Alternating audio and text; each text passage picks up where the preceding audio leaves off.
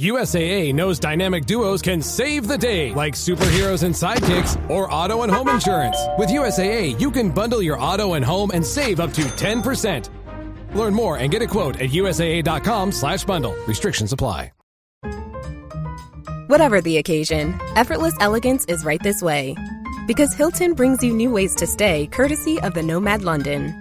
And it doesn't stop at award-winning dining in a space draped in velvet and illuminated by vintage chandeliers.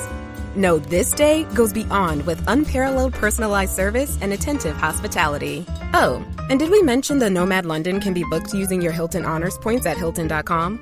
Hilton, for the stay. This episode is brought to you by Indeed. When your computer breaks, you don't wait for it to magically start working again. You fix the problem. So why wait to hire the people your company desperately needs? Use Indeed's sponsored jobs to hire top talent fast. And even better, you only pay for results. There's no need to wait. Speed up your hiring with a $75 sponsored job credit at Indeed.com/podcast. Terms and conditions apply. From the Fifth Quarter Studios in Madison, Wisconsin, you're listening to Coach Unplugged. And now, hey everybody, welcome to Coach Unplugged episode. I have no idea, but before we get going, I'd like to big a shout out to our two sponsors. First of all, Dr. Dish, the #1 shooting machine on the market. Go over, mention Coach Unplugged, they'll give you $450 off, and they'll take really good care of you. Before I forget too, if you like this podcast, go over and check out some of our other ones like High School Hoops, Coaching Youth Hoops, 5-Minute Basketball Coaching Podcast. If you're looking for that one defense that will work against anybody, the Funnel Down Defense Podcast, the Rule of 3 offense that will work at any level, go over and check those out. Leave a 5-star review. We would like those. But also go over and check out teachhoops.com for coaches who want to get better. It's a one-stop shop for basketball coaches. It's resources, it's everything. It's what I would have wanted as a 27-year-old basketball coach. It's a roadmap to success on and off the court. And we offer a 14-day free trial because I'm a coach. I understand how it goes. Go over and check it out. Kick the tires around, see if it's for you. And if it's not, we'll part our ways and we'll say thank you and move on. But I guarantee you're going to love all the material. And the material we're always putting in teachhoops.com. But anyway, have a great day, everybody. Let's head off the podcast. People that were not able to make it. So put in the chat. I think everyone can do their chat. Put in the chat where everyone's from. I'm intrigued. If you're not on your phone, if you're on your computer, all good. But Idaho. I have been to Idaho. I've only not been to 2 states in the continent of the United States I want to visit. So if anybody's from Washington and Alaska, those are the only 2 states I have not been to. Michigan, all right. Nebraska, Mississippi. I'm looking for the Wisconsin people because I'm going to boot them out. No, I'm just kidding. But I know there's a couple. Massachusetts. My son was just texting me. He's in Vermont going to school. Iowa. Corn country, just like Wisconsin. I'm going to give everybody a couple minutes here and let them in. California. A couple Californias. Another Iowa. Ohio. My sister-in-law lives in Columbus, so I've been to Ohio a lot. Alabama. I don't see any Floridas. A couple Californias. Arkansas. I always think of, does anybody else think of when the Razorback, that was in the Clinton era when they were really, really good. Everybody remember that era? That was Nolan Richardson, I think, was that stretch. PA, a couple PAs. Erie. We usually stop in Erie. Hey, we had to stop in Erie to get a COVID test taking my son to college. So we drove into Erie, actually. I think it was Peach Street. We usually stop at Peach Street.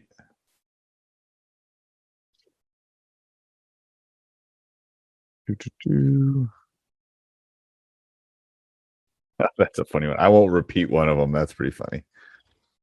All right. I'm going to give everyone a couple more minutes here, and then we will go down what I think is our secret sauce, which is we were trying to, my staff and I, John Morgan, who kind of helped me do that, who's kind of the orchestrator behind him and I behind this. There's a Florida, is how long we've been running this. I would put it at 7 to 8. I don't think we ran it with our 11 team, but we don't remember the exact year that we kind of implemented this. And I'll explain. You'll love some of the terminology because it's definitely Wisconsin terminology, but yeah, we'll talk about some of that stuff. And again, you can name it anything you want, but it's worked for us. So when we talk specific things with the guys, they just kind of know what we're talking about. All right. Anybody else? Any of the new people coming in? Where are you from? Oregon,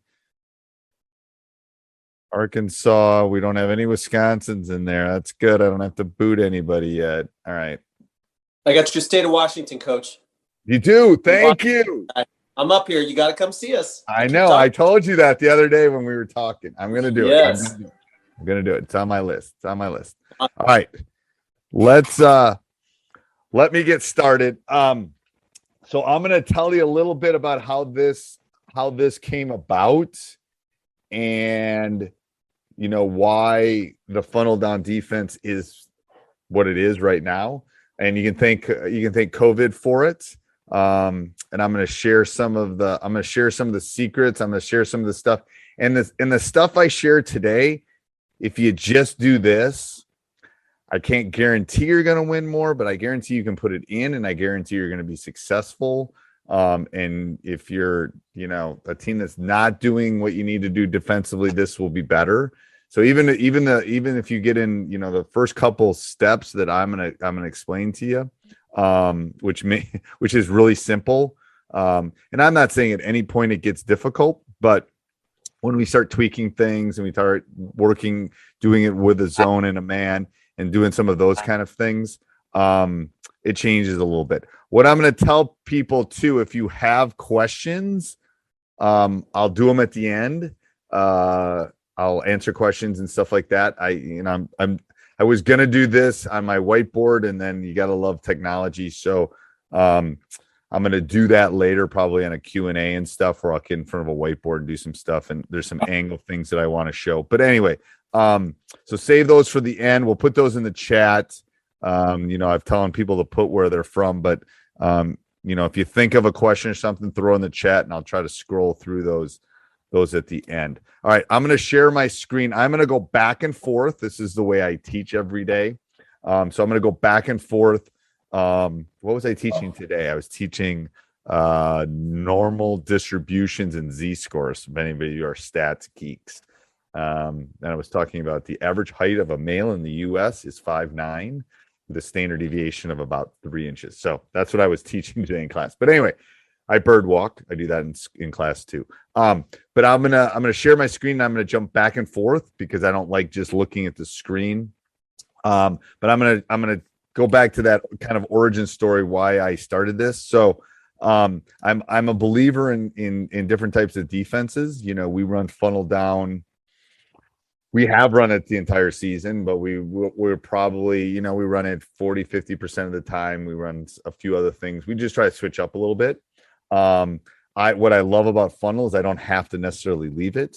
But what was happening is I was having issues with practice time.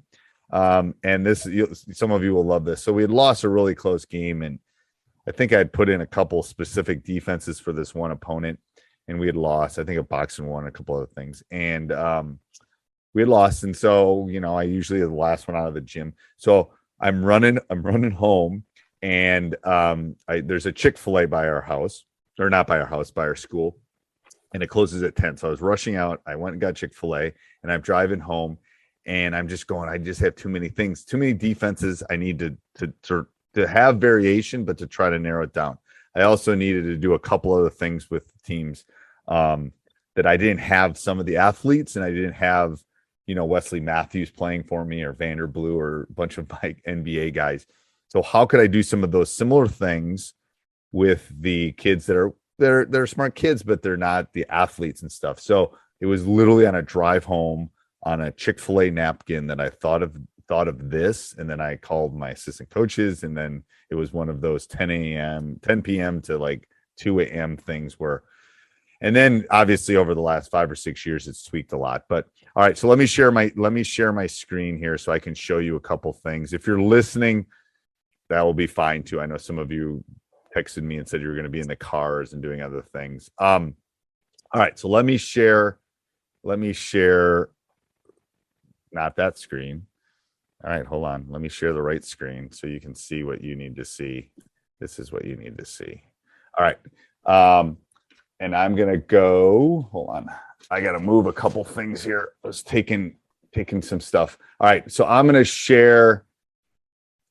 And can I get, if you see, I got to go back a couple. Does everybody see the funnel down defense thing? Can I get a thumbs up from somebody, or somebody unmute and let me know? I'm assuming you can all see it at this point. It's the guy coach. It's working. Yep. What do you see? Terms. The screen says terms. It does. And it shows your main alley, gutters, and strike zones with your slide deck on the left side. Okay. So I am going to stop. Hey, I'm a lot of things, but I'm not necessarily Mr. Techie. So give me a second here, because I want to show you. I was actually in my gym today to show you a couple things and to kind of expand that. So hold on. Let me. I got to get out of this screen. Hold on. I can't see everything I need to see. This is similar to my classroom here. Okay, what do you see now? Can you help me now? Now I see you, Coach. I just see you and your microphone. You just see me. Okay. And your bookcase. Yep. All right. And my bookcase, you see this. That works. Okay.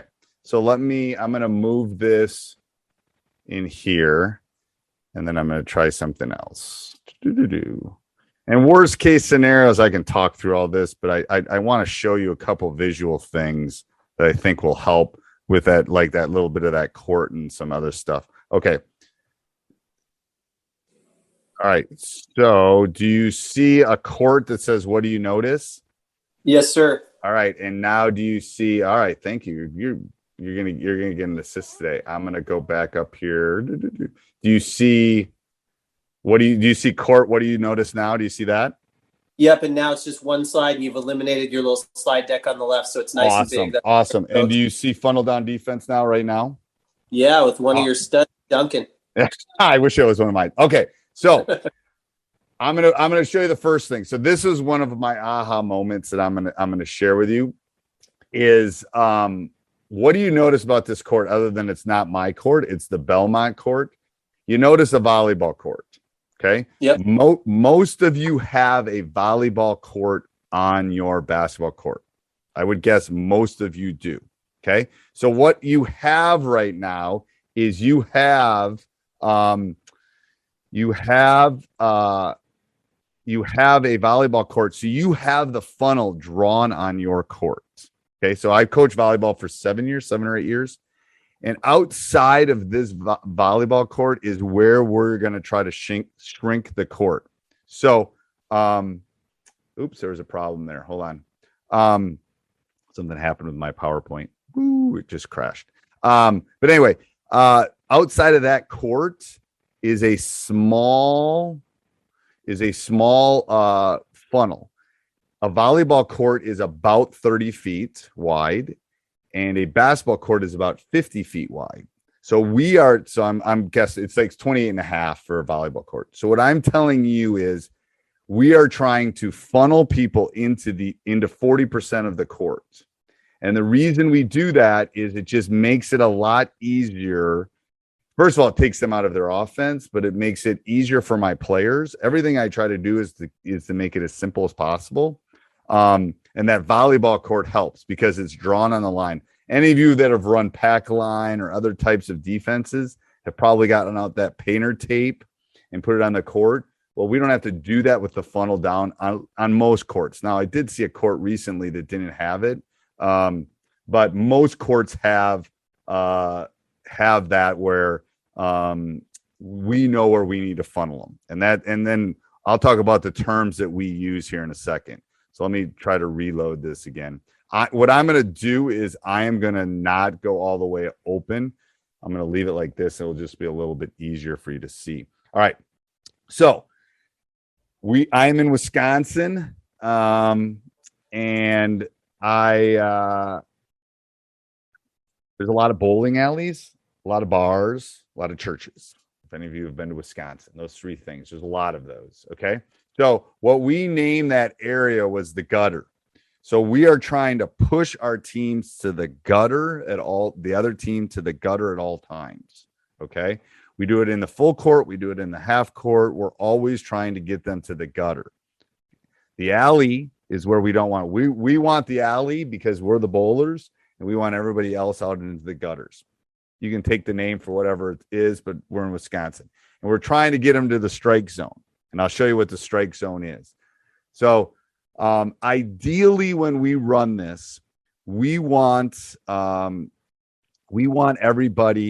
in the gutter. We want to get them to the strike zone. But what we really, really want is them on the left side of the court. Now, I'm a realist and I'm a high school basketball coach, and I see my guys from November to March. That's all I see them is from November to March. Okay. And ideally, I'm getting them on the left side of the court 50 to 60% of the time.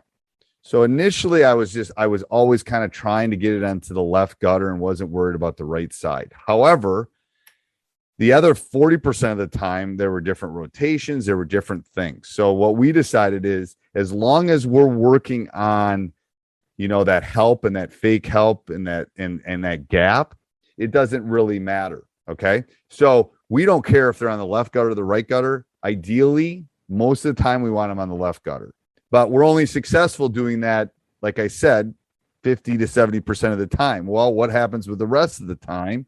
Well, it's in the right gutter. Okay. So we have gotten really good at keeping them in the gutter and out of the alley or out of the main alley.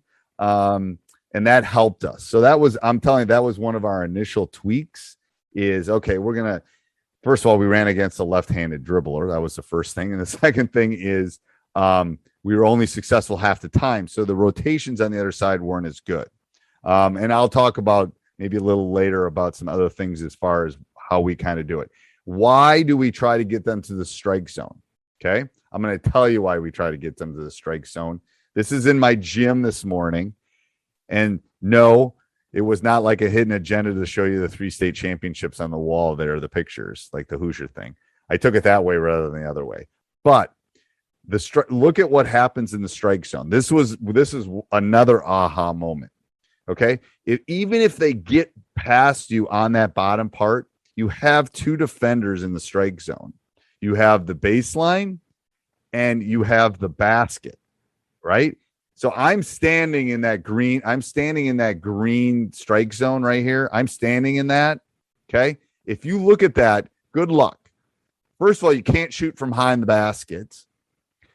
It's harder to pass to the other 3. Now, can they dive out of bounds? Can you do that whole like NBA dive? Yes. I've seen 2 kids do that in like 8 years that have been decent at it. Then we have to adjust to that. But most of the time, this is kind of like no man's land. It's behind the basket. They can't shoot over the rim. So I guess they can lean out. And if they're watching, they can kind of lean out and shoot. But that's why we really try to get them to this strike zone right here. Okay. We want to trap it. Now, we don't necessarily have to get them to the strike zone and the funnel down. That's the best thing. We don't give up. We don't want to give up threes. And I'll talk about the points of emphasis here, but we don't want to give up threes. We want them to shoot off the dribble mid-range, or we want them to go to the strike zone. Because I'm telling you, it's the stats teacher in me. They're not good. Now, they're about 3 or 4 percentage points worse on the left. That's why we try to push them to the left. But none of them are great at that pull-up jumper from 14 feet. They're definitely not deep, short corner. So that's why we're trying to keep them in that funnel. If you notice this picture, the top of the key here that's in kind of the orange, that is the highest percentage shots that people take. The lowest percentage shots are outside. We don't want to give up threes, but we want them taking threes that they're not as effective at. So the top of the key one is one of the most effective ones. So we're taking away the least effective threes. Hopefully we're taking away all threes, but we're taking the least effective threes away, and we're trying to push them into this trap zone. Okay. Depending on where your team is in the progression, we're pretty good at getting people into the trap zone. It's kind of, I refer to it as candy. It's like a kid in a candy store. If you give them baseline and let them go, the rotations on the opposite side are so good that they'll go, and then boom, you got them. But obviously teams in our league have figured out maybe that's where you don't want to go. So that causes some of the problems. Yes, we are someone asked, you are forcing baseline. I am forcing baseline. I want them to go to the short corner. I want them to go to that spot. Now, someone asked that question, so I'm just going to jump at it right now. I want to force them baseline. Obviously, they're not as effective on the left side going baseline as the right side. This is a couple things. Your scout matters, okay? And our quote unquote help is probably a half a step closer on the right side than it is on the left side, okay? Because we don't want to give that open three in the corner. So we have to stop the drive when we push them baseline. But we got to it's kind of that fake and then recover. It's kind of like playing secondary, because what happens is a lot of times they get moving here and they're not sure if the person's that's in the help line here is going to help. So they just drive in there. We take charges. They throw up bad shots. They just get going too fast. All right, let me keep moving here. I'll talk for 6 hours. Why I should play it. So I'm going to go through these very quick. It works in man and zone. We probably run about 50-50 percentage-wise. 2 years ago, because we didn't have a season last year, 2 years ago, we ran a lot of 2-1-2, and we ran it out of that. This year, we'll probably run a little bit more 2-3, run it out of a 2-3, just because of my personnel. It just depends. You can run out of 1-3-1, whatever you want. It disrupts them, okay? Especially, think about every offense. I have a friend who's Mr. Princeton. If you've ever heard of John Wheeler, he is Mr. Princeton. I don't know if he's on tonight. Him and I are at some point going to have like a smackdown. I'm going to do this versus his Princeton. But if you think about even all those, the horn set, everybody wants to move from left to right. Okay. It shrinks the usable floor. They hate it when they can't reverse the ball. Doesn't matter if it's on the right side or the left side. It disrupts everything that they want to do. It's crazy. Anyone can teach it. The rules are really simple. If you just do the rules I teach you tonight, your team's going to be better on defense. They're going to pick it up pretty fast, and in a week you'll have it in. And then I call them the little nuances, the little tweaks happen after that. It's the only defense you'll need. We can have a discussion about that. Like I said, I'm going to be honest with you. I use more than one, but if you're to the point where this is the one you want to lean into, we have done that in previous seasons. You can run it with any type of athlete. Again, going to be honest with you, it's better to have good basketball players than to not. But this will give you a chance against as long as you're taking the threes away, this will give you a chance against the better opponents in your league. And I know from Teach Hoops members, I've always said, how do you beat the best team on your schedule? That's where your planning should start. Okay. So that's the last one there. Angles are bad. The types of shots they take, where they take them, how they take them.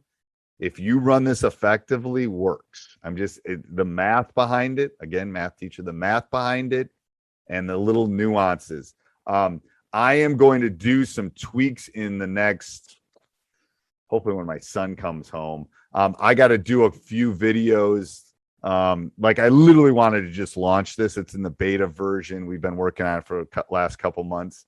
So anyway, but I'm going to get some things. I got to show a couple angle things and kind of bodies, but I'll, I don't know if I'll get to EBF, but we always talk about ear, butt, and feet is the key.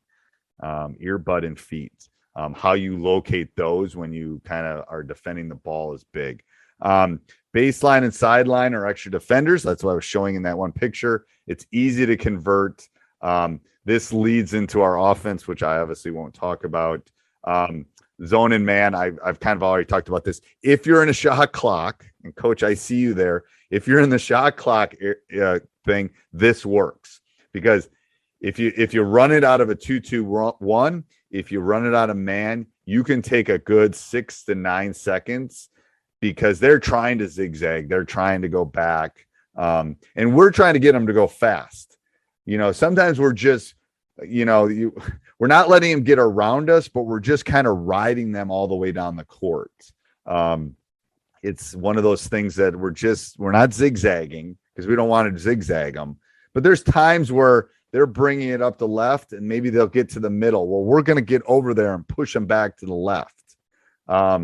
We do have what we call like the equator, which is the middle of the court. If they pass the equator, then we'll push them to the other side, but we don't like that.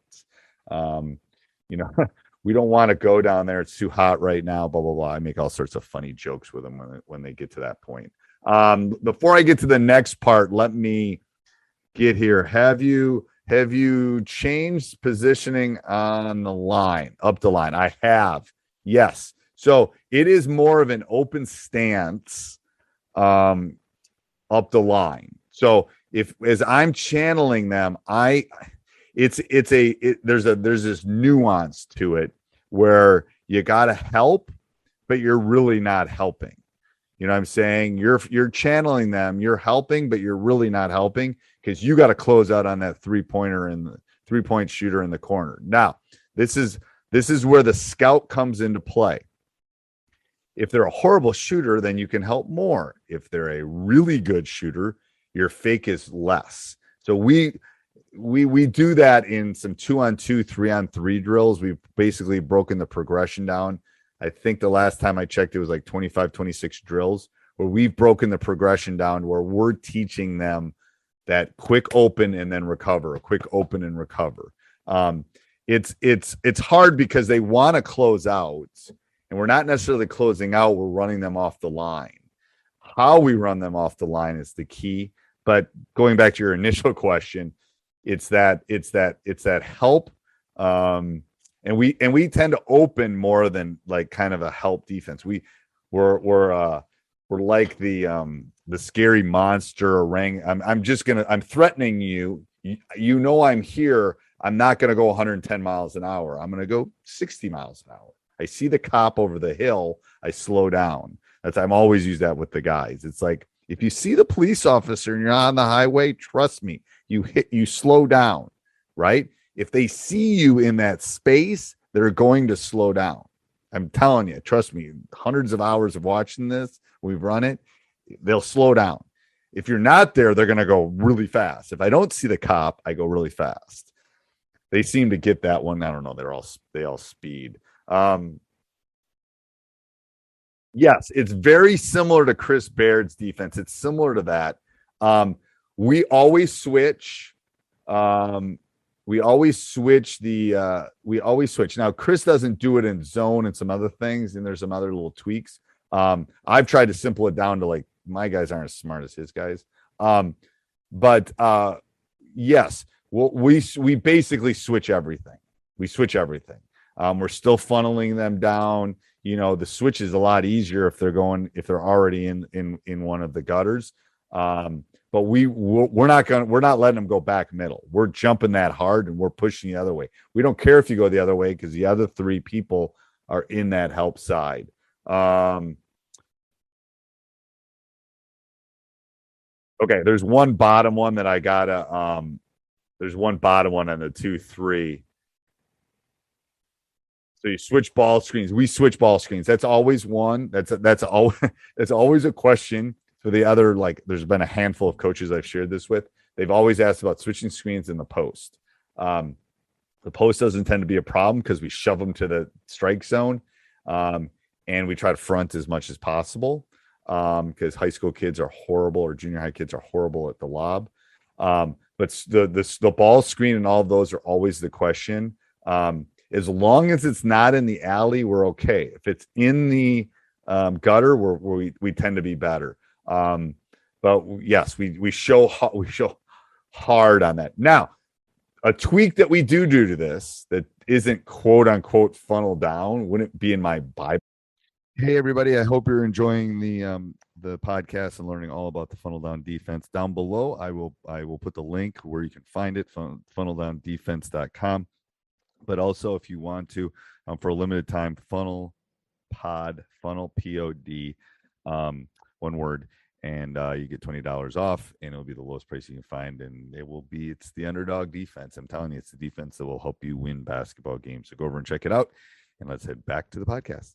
Bull is we'll trap it sometimes. If people are really ticking me off, we'll trap and rotate, and then we'll try to get it out of the funnel, especially if they're really killing us. If they got a guy or a gal, we'll just double that once in a while. Because to be honest with you, ball screens, switching and doubling, most high school kids don't like that. So we'll come at you. We're going to be aggressive on it because it feeds into kind of our transition offense and our kind of hybrid our hybrid offense. All right, let me talk about a couple three concepts. So I'm going to close this for a second so I can see it. You pin, you funnel, you trap is basically the three things we're talking about. Okay, we're funneling them to the baseline. We're pinning into so we talk. Eventually, when I release my offense, everything, basically my program is three things, because I don't know about your kids. My kids can remember three things. Sometimes it's only two things, but they can really remember three things. So everything we do is based on threes. So our transition offense, our transition offense, our half court offense, or out of everything is in the powers of three. Must be the math person. But we always talk about funneling, we always talk about pinning, and we always talk about trapping. The trapping part, sometimes, like I said, we don't get that as much as we necessarily would want. We get it quite a bit. So whatever terms you use, be consistent. Keep the terms, use them all the time. They will be very helpful. Our objective. So this is what I was talking about earlier. Our objective is get in that left gutter 50 to 70% of the time. My really good teams have gotten it over there 70.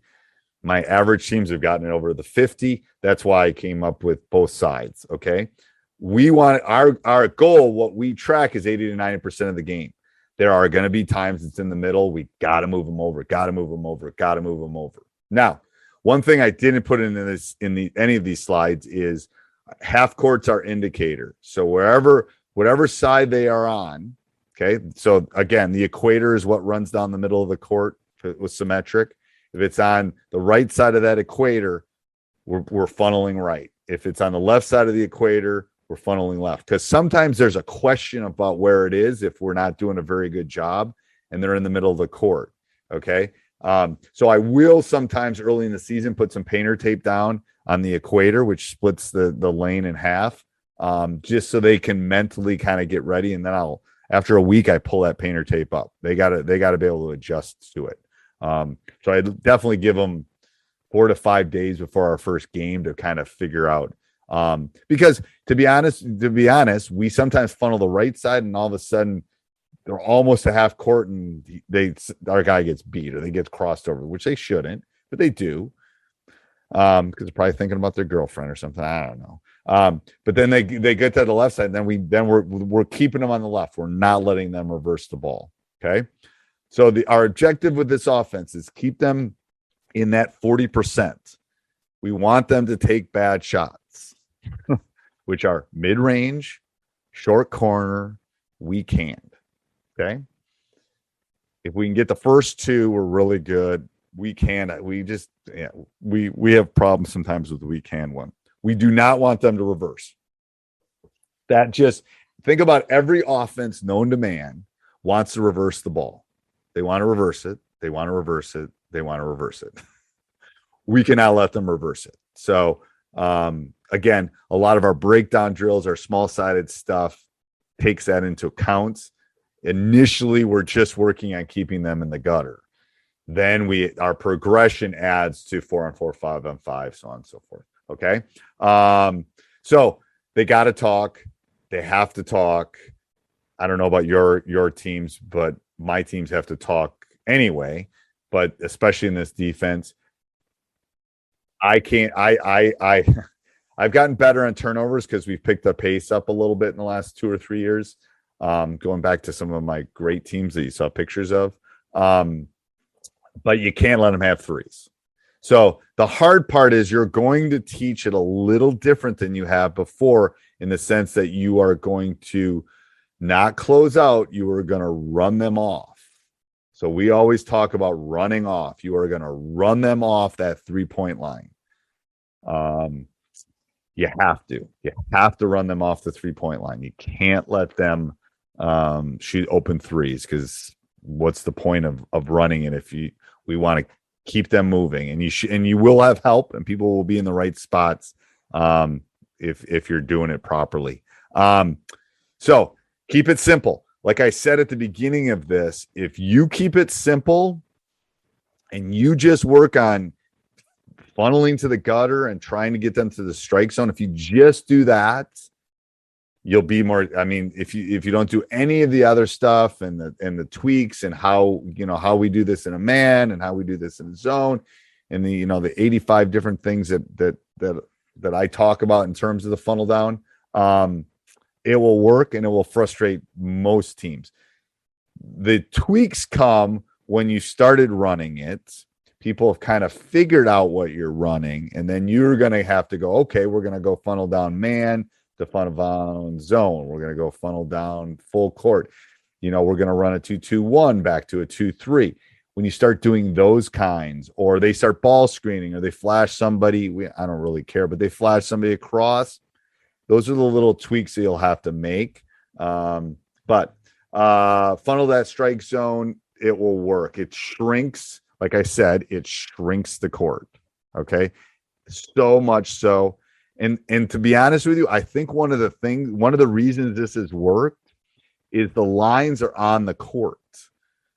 I'm telling you, it's that visual for them. They know where nobody plays with a charge arc, but everyone that plays Division I or college basketball knows where that charge arc is. Everyone knows where the 3-point line is. Trust me. They all know where the 3-point line is. Well, they know where the gutter is in our gym, and every gym we played in. I mean, now I'm going to tell you, when we've gone to the Kohl Center, it's caused there's no gut, but that's usually the end of the season. If you're having that issue at the end of the season and it's your last game of the season on a big court, they know where the gutter is at that point. They don't need to see the visuals of that. But key concepts, like I said, shrink the floor, pin, funnel, trap. Some parting thoughts, and then I'll look at some questions. I see people have questions up here. I've answered some of them, but spend time on what happens in a game. What do kids want to do right now? They want to shoot threes. Okay. Do they really want to run the offense? Kinda. Their coach is going to make them run the offense, so that's part of it. They want to get on transition. Great. We're going to funnel you in the transition, because we're going to pick you up in the full court, and we're going to get you to that specific gutter. So you have to think about that, and you have to think, if you run this in practice, your offense gets better. It was one of those things I wasn't thinking about on that napkin when I was driving from Chick-fil-A. I wasn't thinking about it. It really wasn't. But we have gotten better, because when we literally have to go dummy D, or I have to bring in my JV team so I can work on our offense and our training, because we've gotten so good at the funnel that it's like, well, we got to be able, other teams are going to let us reverse the ball. So it has helped our ball movement. It has helped our offense. It was one of those I'm running because it's making me feel better, but now I'm losing weight too kind of things. It's like it was one of those benefits you don't necessarily know is going to happen. That does. We spend less time on defense than we did before I put this in. That was another golden nugget. Is I think when I went on practice, I used Practice Planner Live. When I went on that, I think we saved about 20% of practice time when we went to this because I wasn't spending as much time on we're playing this team, I got to run a 1-3-1. We're running this team, I got to run pack line. I've got this team. Because to be honest with you, if you're a one-trick pony and you're only doing one thing, it's hard. But this allows me variation, allows me to run some zone, allows me to run some man. And to be, we'll do funnel down and we'll do straight man. We'll go back and forth. You know how long it takes me to put in straight man? About a day. Because they've been running it since they were this tall. And then we can just kind of flip out of it. And it's like, so, but I wouldn't initially, when I put it in, I wouldn't do that. Our program is far enough along that they kind of know the nuances of the different ones. The type of shots they're taking are the type of shots we want to take. Now, I have 2 players on my team this year that can shoot mid-range jumpers. They are like dinosaurs. Like you just don't see them anymore. So this will get those kind of shots, those 14 to 18 foot contested shots off the dribble. Great. If you beat me shooting 15 to 16 foot jump shots off the dribble contested, I'm going to have to hit a lot more threes, but good for you. I just have not seen the kids that can consistently do that. Beat the best teams. I've talked about that. Takes teams out of their comfort zone. Very easy to teach. I'm crazy easy. Now, to get really good at it, it takes a little bit more, but it's pretty easy. All right, let me look at some questions here. Yes, on that. Someone asked about the switching screens. Okay, at what point do you deny reversals? That's a great question. I don't think anyone's asked me that in a really long time. I don't really care if they're reverse. Now, we do some run and jump out of this. So obviously I would care a little bit more if we were doing that and we would be running run and jump. If I had to say the basic funnel down is I don't deny reversals until it breaks the half court plane. Again, it's a line on the court. It's easier for my guys to understand, similar to the volleyball lines. Okay. When we're doing other things, we're trapping, we're running, run and jump. But our indicator is once the ball breaks the plane, okay, on a pass or a dribble, that half court, then we're not letting it come back across. I have found it's kind of like when I used to run my 1-3-1 a lot, and I'm going to run a little bit of it this year, I think. Is when you extend it, you start losing some of those what am I looking for? Some of the positives of it. There's too many gaps, is what I'm saying. There's too many gaps when you extend too far. That's fine. I can live with the gaps and stuff. So do you pressure the ball? I call them my little gnat. I got like 4 of them this year. I call them my little gnats. They just bother them the whole court. Yes, I have guys that I have pick up in the full court. Now, do I do it all the time? No, because I'm a clock guy. I'm managing that. But I believe you should be harassing the other person's quote. I'm using air things. Point guards the entire game. And if you have the depth to do it, it's great. And we have the depth this year. We're going to do it. We're going to always have somebody there. We're always going to have somebody funneling. I think it's harder when you let them walk the ball up the court because they're going to walk the ball up the right side then. So if you're doing that, I would at least pick up at 3/4 court and try to get them to the left side if possible. High 1-4 set. That's fine. I have no problem with the high 1-4 set because once it gets to the wing.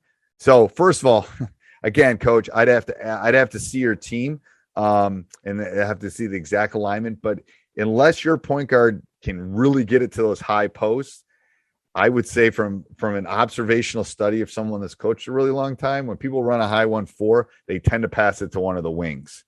I think it's about 20% of the time it goes to the high post unless he pops really, really, really high. If he does, great. Then hopefully you have a big that can funnel them. And then it's going to be on a side then. At that point, we're just not going to let them reverse it. So I have no problem with the high 1-4. I actually like the high 1-4. It tends to work really well for us because they tend to pass to the wings. And then great. You're not getting it back. That big is not going to be open. Great. I mean, we'll just deny that high post. You're not going to reverse it. You got two guys way on the other side. So you do, and I do this in my drills a little bit. You do have to work on the skip. There are some weaknesses to this. I mean, there's some things you need to work on. Like you do have to work on the ball screen. You do have to work on the skip. How are we doing that? How are we, you have to teach them the positioning and how to run them off the line. But from a list standpoint, the number of things you need to teach them is 10% of what you normally need to teach, because there really aren't that many rotations. There really aren't that many different spots that you need to be, because everyone knows where this person's supposed to be going. So they know what spot they're supposed to be in. Are there anything that kind of stretch your limits defensively? Now, if you're in a non-shot clock and you're trying to take time off the clock, we have to tweak a little bit the denial, but it actually works pretty well. We have extended the doubles at times. This is something that our coaches are doing right now that you might want to think about too. Is I would figure out I would look at your league right now. I'm going to give you a golden nugget that has nothing to do with funnel down. If you think about your league and think about how many points per possession, how many points they score per minute in your league, okay, or your youth league.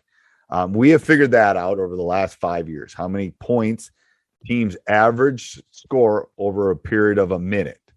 Okay, so we have figured out if we're down 8 to 9 points with 4 minutes to go, we're in kind of a weird zone. Now, in your head, you might not think that, but in our league, the average number of points people can score, it's going to be hard if you can come back from being 8 to 10 down with 4 minutes to go. So then all of a sudden, then we got to rev it up. Maybe we got to do something different. Maybe we got to trap high. But the spread offense doesn't tend to hurt us, other than if we're in a situation where we can't, we have to get back or we have to score or do something like that, then that causes some problems for us. But don't be down is what I would say. But anyway, if you run a 2-2-1, do you label areas in the full court as strike zone or just short corner? No. So that's a great point. We'll run a normal 2-2-1. If you know a 2-2-1 in the full court, nothing gets in the middle, full denial. No, we will trap. Our indicator then is half court. Okay. They've gotten it over half court. Now we're in our 2-3 or a 2-2-1, or you can even do it out of a man. And at that point, now we're funneling to the short corner. So it's actually, if you know anything about a 2-2-1, there's several ways of running a 2-2-1. I'm not going to teach you the 2-2-1, but there's the aggressive and the non-aggressive way, depending on where the back person, if the back one of the 2-2-1 takes the sideline away, it's a little bit more aggressive. Anyway, it tends to be a non-aggressive zone press. You will get turnovers. You will get things to score on it. But no, I don't have a strike zone when I'm doing the 2-2-1. I run a normal 2-2-1. I run a normal diamond in one. I run a normal run and jump until it gets to half court. Are we trying to keep them outside? If I'm doing a run and jump, I want to keep them in the gutters anyway. I don't necessarily want them in the alley at all. So I'm going to, So hopefully that answered the question. These were all really good questions. Okay. I'm going to jump in. So like I told you when I started this, this is literally the beta version of this. I'm gonna, Coach and I thought of about a month ago that we're gonna do this and share it, because I think Coach has been retired for a while, and I'm knocking on the retirement door at some point. So we thought we'd share it. I think we got a good enough team that it really won't matter if people know what we're doing in our area. But anyway, so I'm going to tell you what's in the funnel down defense right now, all the stuff that's listed, and then I'm going to tell you what we're going to add. Hopefully we're going to add, I know I have 2 coaches that have already told me they're going to share tape. I'm going to help them. We're going to sit down and do this, and I'm going to look at them and help them with that. But I'm going to do that with my team. I'm going to show you our practices and that kind of stuff. We didn't get the huddle focus thing, but we got something else in our gym now. So I'm going to be able to get really good film during practice and not have to worry about it. But anyway, so what do I have in my funnel down? I have basically what I showed you today was probably 10% of what I've got as far as the course goes. So I've got that. I've got drills, because I want to know how to do this. I want to know how to implement it. So I basically videotaped my guys doing it. I'm going to redo those. Those are, again, it's the beta version. I'm going to up that, but I got them in there so you can see them doing it. You can see the PDFs of them doing it and the video breakdown of it. I got a cheat sheet, which basically you can keep with you, which has like what I just showed you with the pin and the funnel and all that kind of stuff. I am going to, anybody that does the course, I'm going to do a private Zoom Q&A, and it's probably going to be more than one. I'm going to promise one, but it's going to be probably a bunch of them, because I think it will be helpful. I think I answered questions today that were helpful. And then I started a community.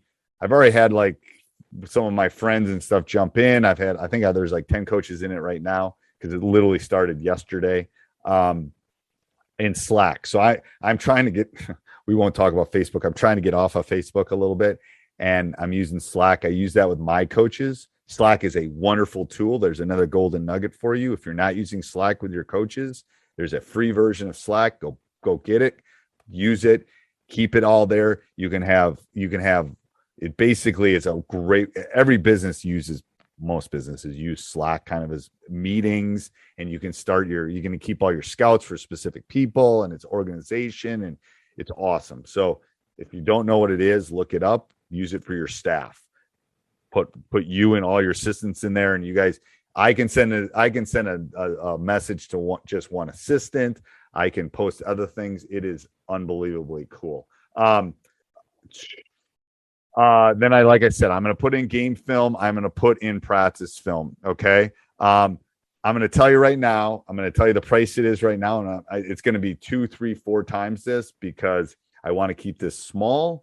I want to be able to help the coaches that are running it, because to be honest with you, I'm a teacher, and I don't want to give somebody a tool and not be able to teach them. That's the first thing. Second thing is, I'm still learning. I've been running it for 7 years, and I'm still learning on it. So I don't want, 700 people running funnel down. I can't help any of them, and I won't know what's going on. I want to learn, and I'm going to tell you, selfishly, I want to be able to do it with my team. So if there was, 2 months ago, I was sharing this with a coach from Tennessee, and he showed me something, boom, oh my gosh, why did I not think of that? I should do that too. So that's why I'm going to, if you know anything about economics, if you increase price, numbers will go down, blah, blah, blah. So I'm going to just be honest. It's never going to be the price it is today through Sunday. And then I'm going to basically close it probably for the season, because I don't have time to do it. But I'm going to it's the beta version. You can find it. It's not $149. It's not $129. It's not $99. It's going to be $69 period from now until Sunday. And then I'm closing it. I will be on the Slack. I will be there to help you. This is about as soft a sell as I can give you, but funneldown.defense.com will take it to you if you want to get it. I'm going to put this replay. So watch your emails tomorrow. I will put this replay, and you'll have access to the replay from now until Sunday. If you want to watch it, see any of the slides, any of the stuff I talked about. I know I didn't go full screen. I probably will redo this so you can see it full screen. But anyway, that's I see someone has a question up above. That's what I have. Anybody else has questions? I am definitely more. Yes. So this is different. So someone asked, I had a Teach Hoops member ask, Teach Hoops is different. This is a whole separate entity. And the reason is I'm doing it with my assistant coach and we're splitting it. And so no one, I didn't expect anybody to ask that, but he's, and John will be on here. John worked for the state. He used to be a head coach. Him and I did this together. So I'm giving him full credit. He's a mastermind when it comes to this kind of stuff. And anyway, I'm sure he'll be on the first Q&A. He'll probably be on all the Q&As. Now him and I will sometimes disagree, which is healthy. We'll probably disagree on the Q&A too. But you'll always have access to this. It's hosted on something different. It will just be there. And as I add stuff, if you jump in now, as I add stuff, it's all going to be there.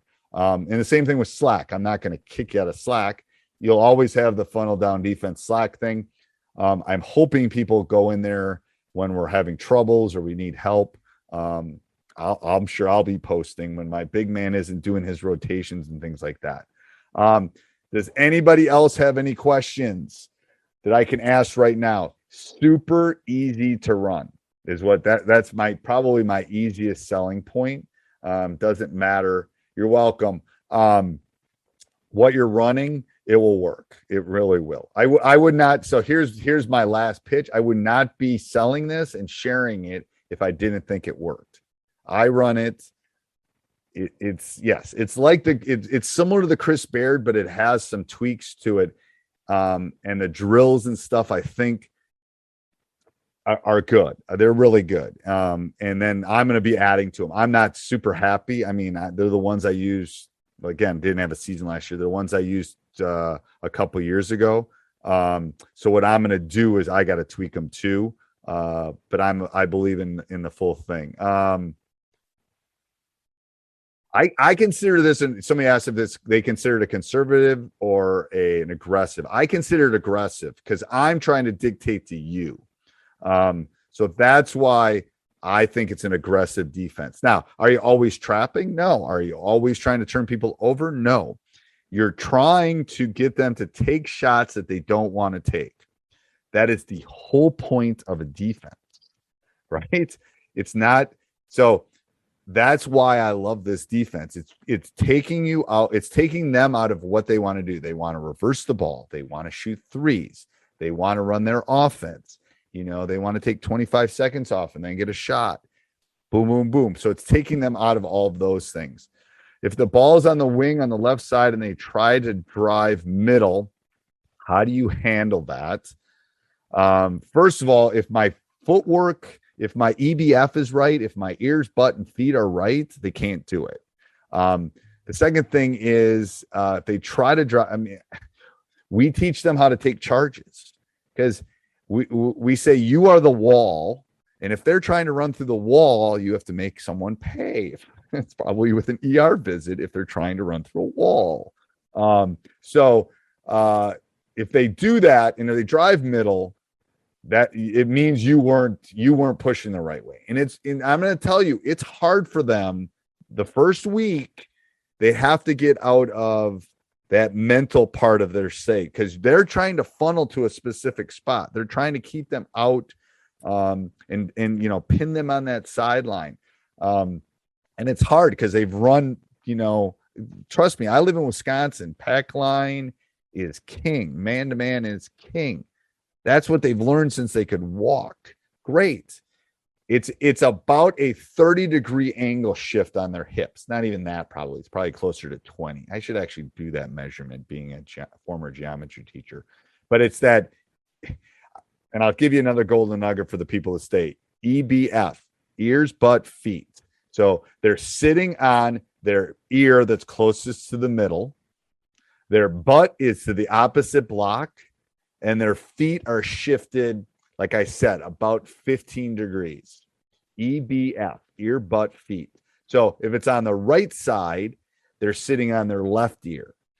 right? They're literally on that ear. They're up and they're on that ear. So they're kind of closing out on that ear. So we talk EBF all the time. Ear, butt, feet, ear, butt, feet, ear, butt, feet.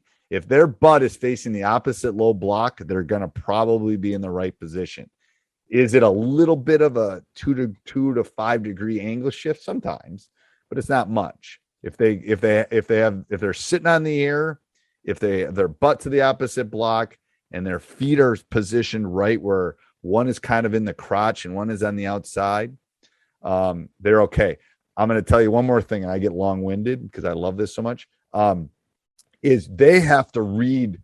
I mean, if I'm guarding Giannis and I'm guarding Coach over there, they're different, right? So space in me, I'm still in their bubble, but I can't quite funnel Giannis like I can funnel someone else. That's where that 5 to 10 degree thing. And then we talk about that. We talk about it in the scout. We talk about it with, like horizontally challenged, kind of vertically challenged, whatever. We talk about that. Can you clarify what you mean stress in regards to earbud feet? Yes. So again, I think I did that, but I think I just saw this. But again, let's say they're on the right side of the court and we didn't do a very good job. Okay. And they're driving down. I'm sitting on their left ear. Now, as I'm facing the basket, and this is my right hand, I'm sitting on this ear. So it's always the opposite ear. Okay. And the butt is toward, we have found that low block seems to be about the right angle. And it's someplace that we can point to, similar to the lanes on the court. It just makes it easier.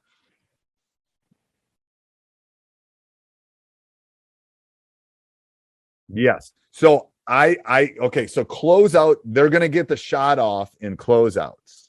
You want to run off the line because they won't have the shot, right? So it's the math again. I don't want them shooting a 3. Are they going to get shots up? Yes. Are they going to know that I'm coming at them and trying to run them off? Yes. So that's what I want to do. I want to run them off both of those. Hold on, I want to stop my share here. Yeah, you want to run them off that clock. Run them off.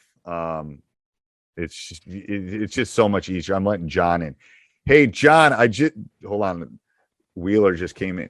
John, I called you out earlier about you doing your Princeton and me doing my funnel down. So I did pay a big compliment. I said, John is the guy to go see if you want to run the Princeton offense, but I'm not sure funnel down might stop it. But anyway, I told him we'll have a big like WWE now, is it? Not WWF. I grew up WWF.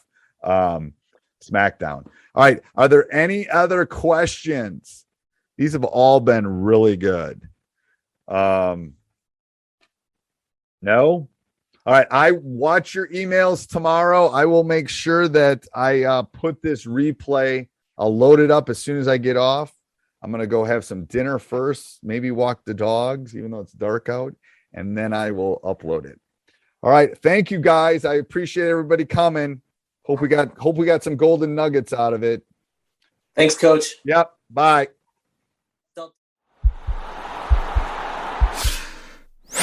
This podcast is part of the Sports Social Podcast Network.